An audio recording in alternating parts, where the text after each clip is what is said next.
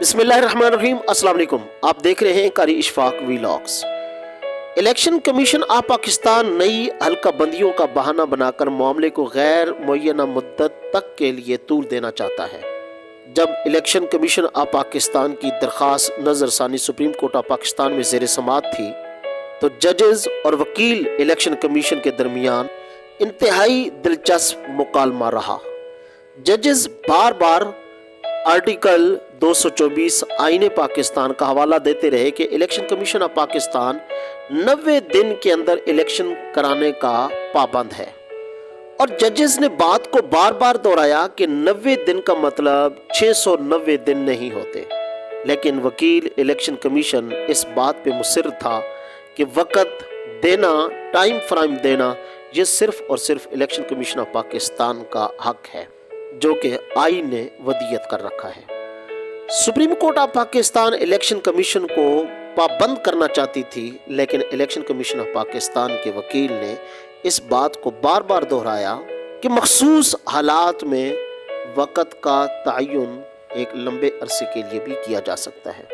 दोस्तों, इस वक्त जो हालात और माहौल है उससे साफ जाहिर हो रहा है कि इलेक्शन वक़्त पे नहीं होने वाले, क्योंकि अगर देखा जाए तो केपीके की असम्बली और फिर पंजाब असम्बली, इनको 8 महीने हो चुके हैं और हर दोनों सूबों की आवाम अपना हक के राय देने से बहुत दूर है और इंतज़ार कर रही है। सुप्रीम कोर्ट के जजेस ने इस बात पे भी हैरानगी का इजहार किया, क्या सुप्रीम कोर्ट ऑफ पाकिस्तान का अब ये काम रह गया है कि फंड्स और सिक्योरिटी को भी ज़ेर बहस लाया जाएगा, बल्कि ये तो election commission of Pakistan direct जितने भी इदारे हैं उनको एक लेटर लिख सकता है, और सुप्रीम कोर्ट ऑफ पाकिस्तान की डोमेन में ये नहीं आता कि इन तमाम तर मामलात में वो अपनी टांग अड़ाए।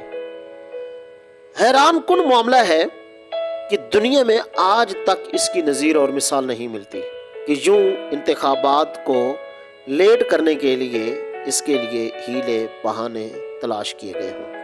सियासी पार्टियां जिन्होंने अभी बारी लगाई है उनको कोई इतनी जल्दी नहीं है, क्योंकि उनको पता है कि उनकी जो परफॉर्मेंस है वो ज़ीरो है और आवाम के दिलों में उनके लिए नफरत पैदा हो चुकी है और रिजल्ट उनके हक में आने वाला नहीं है।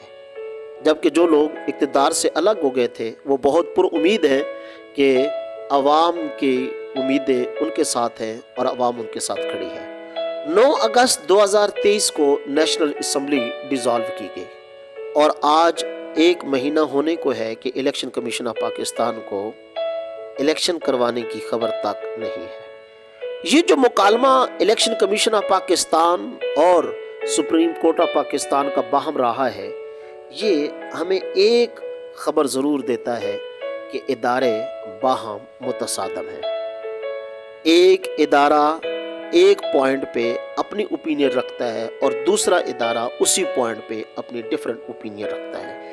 इस इबहाम की वजह से ना सिर्फ एक आईनी बहरान इस रियासत में पैदा हो चुका है, बल्कि अवाम में बेयकीनी की सूरत हाल में आए दिन इजाफा होता चला जा रहा है। और ऐसे महसूस होता है कि एक अखाड़ा है और उस अखाड़े में सुप्रीम कोर्ट ऑफ पाकिस्तान और इलेक्शन कमीशन ऑफ पाकिस्तान एक दूसरे के मद्दे मुकाबिल हैं और अवाम तमाशाई बनकर उनका तमाशा देख रही है।